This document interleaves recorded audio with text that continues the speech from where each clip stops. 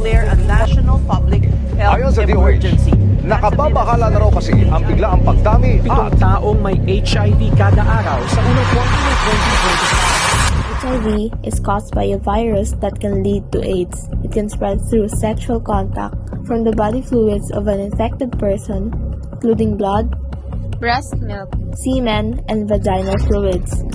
You can tell if someone has HIV just by looking at them, and you may not have any symptoms if you're infected by HIV. The only way to know if you have HIV is to take an HIV test. people living with HIV do not transmit the virus by handshakes, casual talks, staying in the same room, or even sharing of utensils while eating. People living with HIV face bigger issues than the disease itself, and that is the discrimination and stigma they experience.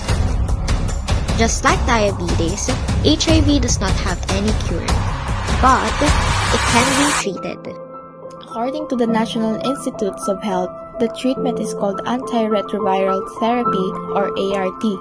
ART involves taking a combination of HIV medicines, usually every day or once a month every 2 months.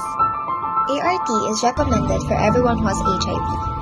ART cannot cure HIV, but these medicines help people live long. There are ways to prevent HIV transmission, and it starts by protecting oneself. Here are the ABC steps. A. Awareness. Check and know your status. B. Be faithful. Stick to one partner. C. Correct and consistent condom use. D. Don't do drugs and alcohol. This increases your participation in risky activities.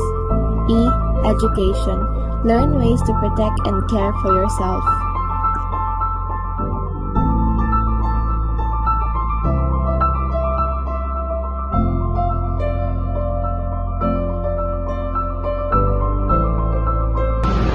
Congrats! All three of you are now undetectable. That means the treatment is working, the virus is controlled, and you cannot pass it on the others. With regular medication and checkups, you can continue living healthy and normal life.